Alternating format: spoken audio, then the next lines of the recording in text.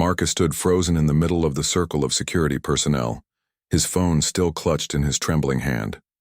The live stream was still broadcasting to over 10,000 viewers now, but the confident blogger who had started this confrontation was nowhere to be seen. In his place stood a confused and frightened tourist who was beginning to understand that he had made a terrible mistake. The senior security officer waited patiently for Marcus to comply with his request to surrender the phone. When Marcus hesitated, looking desperately around for some way to escape the situation, 2 additional officers moved closer to him. Their movements were calm and professional, but there was no mistaking the seriousness of their intent. Marcus finally realized that he had no choice. With shaking hands, he ended the live stream and handed over his phone to the security officer. The moment the stream cut off, he felt completely alone for the first time since the confrontation began. Without his audience cheering him on and validating his actions, he was just one person surrounded by trained security professionals who were treating him as a genuine threat. "You need to understand," Marcus said desperately, trying to explain himself to the officers surrounding him. "I am a journalist. I was just trying to show my audience how these ceremonies work. I was not trying to hurt anyone or cause any real problems. This is all just a big misunderstanding." The security officer who had taken his phone looked at him with the kind of patient expression that professionals use when dealing with people who do not understand the gravity of their situation. "Sir," he said calmly, "journalism does not give you the right to ignore security protocols or attempt to make physical contact with our personnel. You were warned multiple times to maintain appropriate distance, and you chose to escalate your behavior, instead of complying with those warnings." Marcus felt panic beginning to set in as he realized that his usual tactics of arguing and demanding his rights were not working. These officers were not impressed by his confidence or intimidated by his claims about freedom of the press. They were simply doing their job, which was to neutralize what they had identified as a security threat. 2 officers moved to either side of Marcus and gently but firmly took hold of his arms. "Sir, you are being detained for questioning regarding potential security violations. You have the right to remain silent, and you have the right to contact the American Embassy if you wish.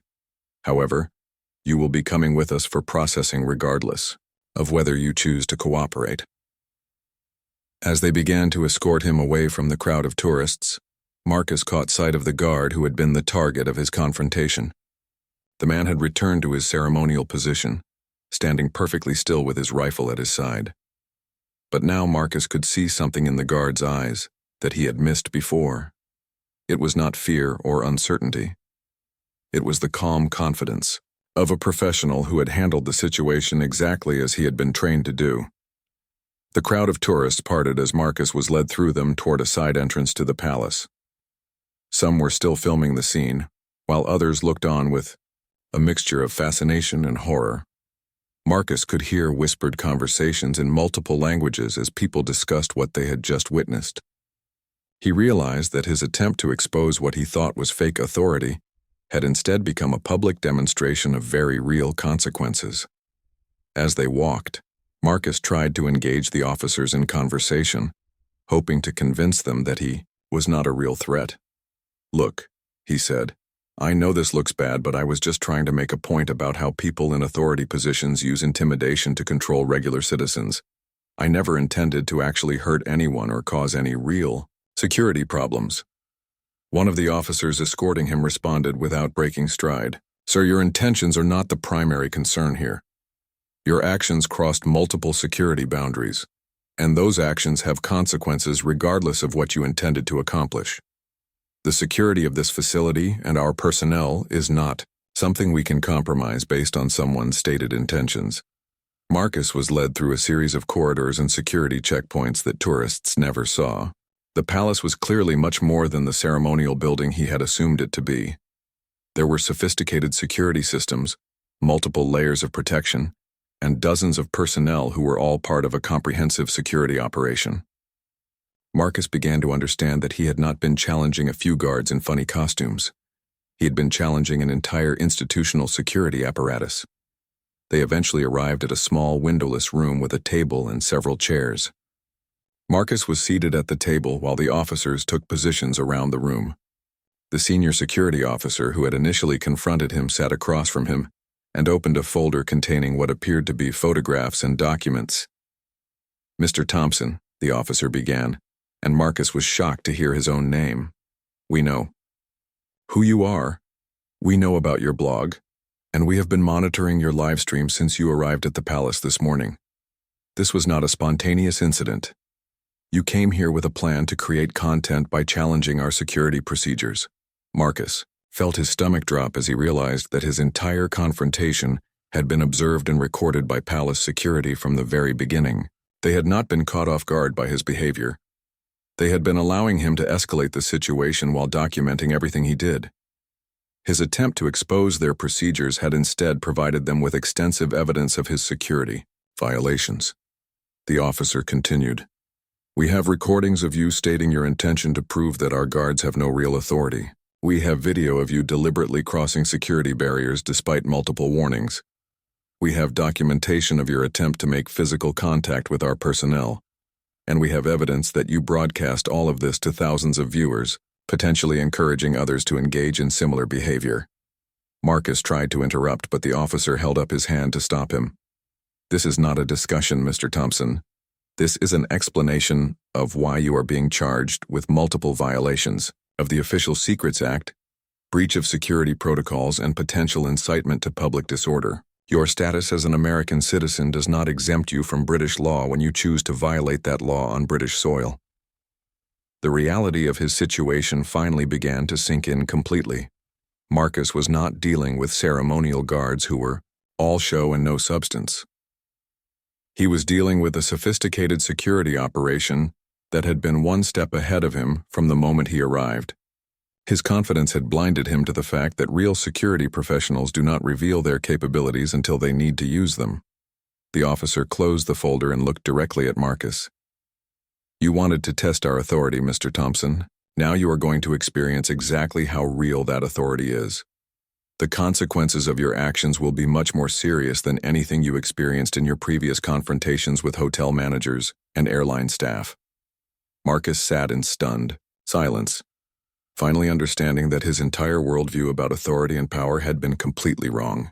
Marcus spent the next 6 hours in the windowless room at Buckingham Palace, going through the most humbling experience of his life.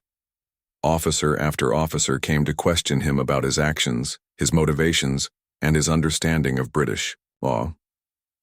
Each conversation made it clear that his situation was far more serious than he had initially realized. What he had thought was a clever publicity stunt had become a genuine legal crisis that could affect the rest of his life. The American embassy was contacted, and a consular officer arrived to explain Marcus's rights under British law. The embassy official was professional but clearly frustrated with Marcus's behavior. "This is not the first time we have had to deal with American citizens who thought they could ignore local laws and customs," the official explained. "However, your case is particularly serious because you violated security protocols at one of Britain's most sensitive locations while broadcasting your actions to thousands of people." Marcus tried to explain his perspective to anyone who would listen. He told them about his background, about watching his parents be mistreated by people in authority, about his mission to expose what he saw as fake displays of power. But every person he spoke to responded with the same message. His personal experiences and beliefs did not give him the right to violate security laws or endanger public safety. The most difficult conversation came when a senior palace official arrived to explain the full scope of the charges Marcus was facing. "Sir," the official began, "you need to understand that what you did today was not just a breach of tourist etiquette. You violated multiple serious laws designed to protect national security. The guards you challenged are not ceremonial figures. They are active duty soldiers responsible for protecting the royal family and one of the most important government buildings in the country." Marcus felt sick as the official continued, "Your live stream was watched by thousands of people, including some who we have identified as having expressed interest in attacking government facilities. By demonstrating how to approach our guards and showing what you believed were weaknesses in our security, you potentially provided valuable intelligence to people with harmful intentions. This makes your actions a matter of national security, not just public disorder."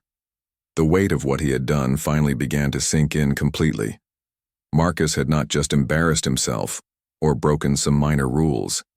He had potentially compromised the security of one of the most important locations in Britain. His attempt to prove that authority was fake had instead demonstrated that some authority exists for very real and very serious reasons. After hours of questioning and legal procedures, Marcus was finally told about the resolution of his case. The palace official returned with a thick folder of documents and a very serious expression. "Mr. Thompson, you are being charged with breach of the Official Secrets Act, violation of security protocols, and potential incitement to public disorder. However, given your cooperation today and the fact that this appears to be a case of extreme poor judgment, rather than malicious intent, we are prepared to offer you a plea agreement." The terms of the agreement were harsh, but could have been much worse. Marcus would plead guilty to all charges, pay a substantial fine equivalent to $15,000, and accept a permanent ban from all royal properties in the United Kingdom. Additionally, he would be required to issue a public apology acknowledging that his actions were wrong and potentially dangerous, and he would be prohibited from discussing the security procedures he had observed during his detention. Marcus realized he had no choice but to accept the agreement. The alternative was a lengthy court case that he would almost certainly lose, followed by much more severe penalties including possible jail time and a criminal record that would follow him for the rest of his life. He signed the documents with a shaking hand, officially admitting that his understanding of authority and power had been completely wrong. The most devastating part of the whole experience came when Marcus was finally released and allowed to check his phone. His livestream had been shared across social media platforms, but not in the way he had hoped. Instead of being celebrated as someone who had exposed fake authority, he had become a cautionary tale about American tourists behaving badly abroad. The comments on his social media accounts were overwhelmingly negative, with people calling him entitled, disrespectful, and stupid. Many of his former followers had abandoned his accounts, and several sponsors had already canceled their agreements with him. The viral moment he had created had indeed changed his life, but in exactly the opposite way he had intended. Instead of boosting his career, it had potentially destroyed it. Marcus spent his last night in London in a cheap hotel near the airport, reflecting on everything that had happened. He thought about the guard he had confronted who had remained professional and controlled even when Marcus was being deliberately provocative. He thought about the security officers who had treated him fairly despite his behavior. He thought about all the warnings he had ignored and all the signs he had misinterpreted. For the first time in his adult life, Marcus began to question the beliefs that had shaped his approach to authority and power. He realized that his experiences growing up had taught him to distrust authority, but they had not taught him to distinguish between abuse of power and legitimate exercise of responsibility. The royal guards were not like the employers who had mistreated his mother or the factory owners who had fired his father. They were professionals doing an important job that required respect and cooperation from the public. On the flight back to America, Marcus wrote the public apology that was required as part of his plea agreement. It was the most difficult thing he had ever written, because it meant admitting that his entire worldview had been flawed. He acknowledged that his actions had been disrespectful and potentially dangerous. He admitted that the guards he had challenged were real soldiers doing real work to protect public safety. He apologized to everyone who had been affected by his behavior. When Marcus returned to Ohio, he found that his story had made national news in America as well. He was invited to appear on several talk shows, but instead of celebrating his confrontation with authority, the hosts wanted to discuss the consequences of his actions and what other travelers could learn from his mistakes. Marcus found himself in the strange position of warning other people not to follow his example. The experience changed Marcus in ways he had not expected. He continued blogging, but his approach became much more thoughtful and respectful. He wrote about the importance of understanding local laws and customs when traveling. He discussed the difference between questioning authority appropriately and simply being disruptive for attention. Most importantly, he learned that real confidence comes not from challenging every rule you encounter, but from understanding when rules exist for good reasons and deserve to be respected. Marcus never returned to London, and he never forgot the Lesson he learned at Buckingham Palace about the difference between fake authority and real responsibility. Marcus Thompson stepped off the plane at Heathrow Airport with the kind of swagger that only comes from having too much money and too little respect for others. At 32 years old, he had built a small fortune through his tech startup in Silicon Valley, and he wore his wealth like a badge of honor. His designer clothes, expensive watch, and perfectly styled hair all screamed success, but they also revealed something else about Marcus that he himself didn't recognize. He was the type of person who believed that money could buy him anything, including the right to do whatever he wanted, wherever he wanted. The taxi ride into central London gave Marcus his first taste of what he considered to be British stuffiness. The driver was polite but distant, addressing him as sir and keeping conversation to a minimum. Marcus tried to engage him with stories about his business success and his plans to expand into European markets, but the driver simply nodded and continued focusing on the road. This lack of enthusiasm for his achievements annoyed Marcus more than he cared to admit. Back home in California, people hung on his every word when he talked about his company and his wealth. Here in London, it seemed like nobody was particularly impressed by his American success story. His hotel room at the Savoy was everything he had paid for and more. The luxury suite overlooked the Thames and the service was impeccable. But even as he unpacked his expensive luggage and ordered room service, Marcus felt a nagging sense that London wasn't going to be as easy to conquer as he had hoped. The city had an air of history and tradition that seemed to resist his usual charm offensive.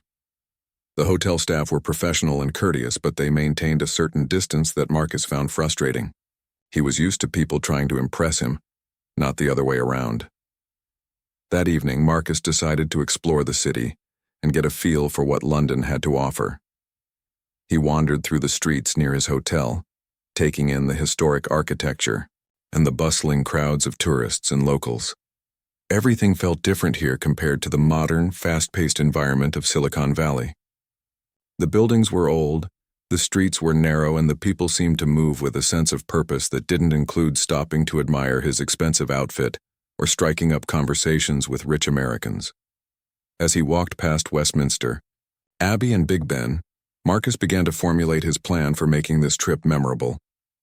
He had always been someone who craved attention and validation, and his social media presence back home reflected that need. His Instagram account was filled with photos of himself in exotic locations, always trying to one-up his previous adventures. His followers expected him to deliver something spectacular from London, and he was determined not to disappoint them. The idea first came to him when he saw a group of tourists taking photos with some of the ceremonial guards around the government buildings.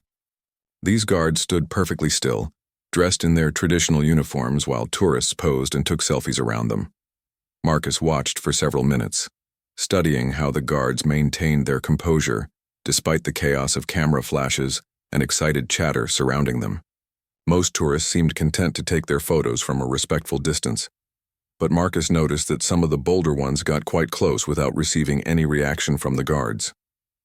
This observation sparked something in Marcus's competitive nature. He had always been the type of person who pushed boundaries, whether in business or in his personal life.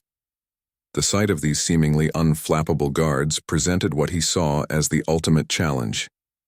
If he could get a reaction from one of these guards, if he could crack their professional facade, it would make for the kind of viral content that would have his followers talking for months. Marcus spent the rest of the evening researching British ceremonial guards on his phone. He learned about their training, their protocols, and most importantly, their strict rules about maintaining composure while on duty. The more he read about their discipline and professionalism, the more convinced he became that it was all just an act. These guards, he reasoned, were probably just regular guys in fancy costumes playing a role for the tourists. Surely if someone pushed hard enough, they would break character and reveal themselves to be normal people underneath all that ceremony and tradition. The next morning, Marcus woke up with a clear plan in mind.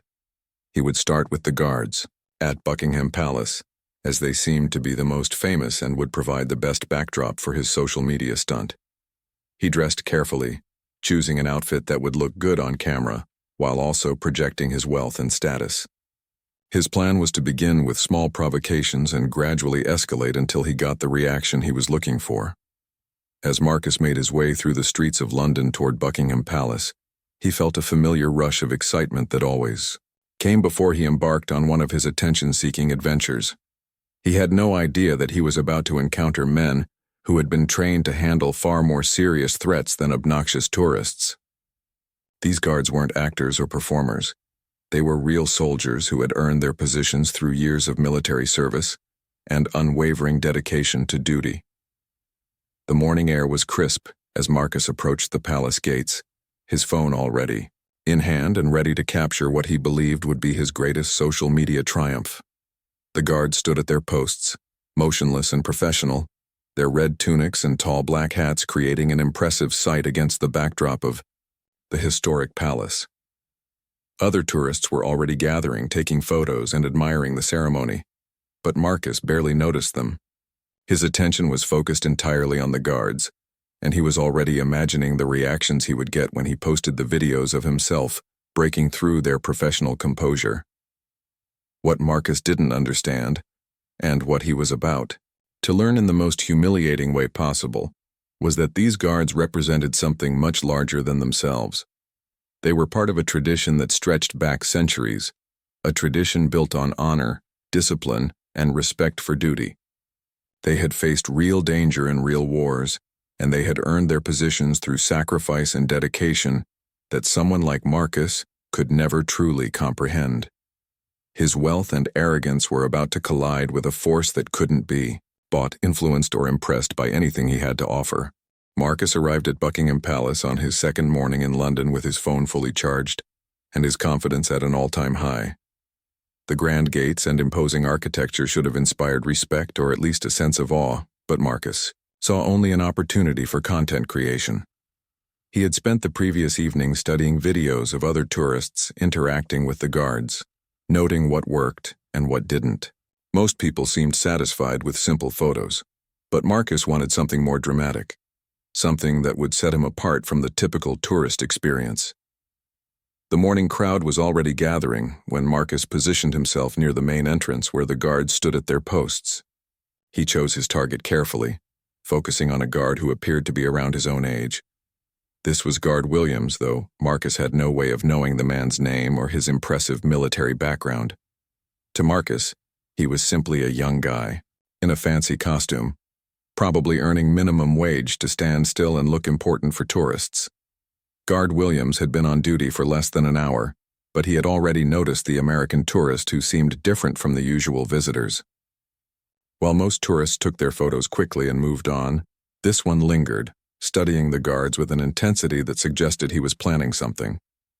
Williams had served 2 tours in Afghanistan before earning his position at the palace, and his military training had taught him to recognize potential threats or troublemakers. Something about this particular tourist's behavior set off quiet alarm bells in his mind. Marcus started his campaign with what he considered to be harmless fun. He positioned himself directly in front of Guard Williams and began making exaggerated facial expressions, expecting to see some flicker of amusement or annoyance cross the guard's face. When that failed to produce any reaction, Marcus escalated to making silly gestures and poses while his phone camera recorded everything. He was careful to keep his distance at first, staying within what he assumed were acceptable boundaries while testing the limits of the guard's composure. The lack of reaction only fueled Marcus's determination. He had built his fortune by refusing to accept no for an answer, and he applied the same relentless approach to this challenge. Marcus began talking to the guard in a loud voice, asking questions about the weather, commenting on the uniform, and making jokes that he found hilarious. But that made other tourists uncomfortable. His voice carried across the courtyard, drawing attention from other visitors who began to gather and watch this unusual display. What Marcus interpreted as weakness or indifference was actually the result of years of rigorous training and military discipline. Guard Williams remained perfectly still not because he was unaware of the tourists' antics, but because his training had taught him to maintain composure under all circumstances. Every muscle in his body was controlled, every breath was measured, and his mind remained focused on his duty despite the growing distraction in front of him. As the morning progressed, Marcus grew bolder and more frustrated.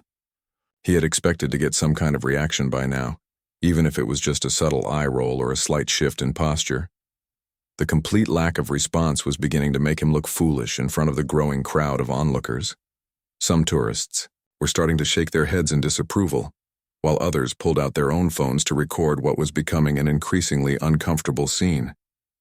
Marcus decided to involve the crowd in his performance, turning away from the guard to address the other tourists directly. He explained his challenge to anyone who would listen, describing his plan to get a reaction from what he called the human statue. Some tourists laughed nervously, but many seemed uncomfortable with his disrespectful attitude towards someone who was clearly performing an important duty. A few older British tourists made disapproving comments under their breath, but Marcus was too focused on his goal to pay attention to their criticism. The first sign that Marcus was crossing into dangerous territory came when he started taking selfies with the guard. He moved closer than he had before, positioning his face inches away from the guard's profile while making exaggerated expressions for his camera. Guard Williams could feel the tourist's breath on his face and smell his expensive cologne, but he maintained his discipline and focus. What the tourist didn't realize was that every movement was being carefully monitored by palace security personnel who were positioned strategically around the area. Marcus's behavior became increasingly inappropriate as he grew more desperate for a reaction. He began making jokes about the guard's appearance, commenting on his height, his uniform, and his apparent inability to move or speak. These comments were loud enough for everyone in the immediate area to hear, and the discomfort of the other tourists became increasingly obvious. Parents began pulling their children away from the scene, and several people made comments about the American tourists' rude behavior. The situation reached a new level when Marcus decided to test the physical boundaries of his interaction with the guard. He began moving around Guard Williams in a circle, staying just outside what he assumed was the guard's personal space while continuing his commentary and photo session. He was careful not to touch the guard or his equipment, but he pushed every other boundary he could identify. His movements became more theatrical and attention-seeking as he realized that his antics were being recorded by multiple tourists who had stopped to watch the spectacle. Guard Williams was well aware of everything happening around him, but his training and professionalism kept him focused on his primary duty. He had dealt with difficult tourists before, though none quite as persistent or disrespectful as this one. He knew that his colleagues and security personnel were monitoring the situation, and he trusted in the protocols that had been established to handle exactly this type of incident. His job was to maintain his post and his composure, regardless of the provocation. What Marcus failed to understand was that his behavior was being carefully documented by multiple security cameras and personnel. Every inappropriate comment, every disrespectful gesture, and every boundary he pushed was being recorded and evaluated. The palace security system was far more sophisticated than he realized, and his actions were creating a detailed record that would soon become very important to his immediate future. As the morning wore on, Marcus's frustration with his lack of success began to show.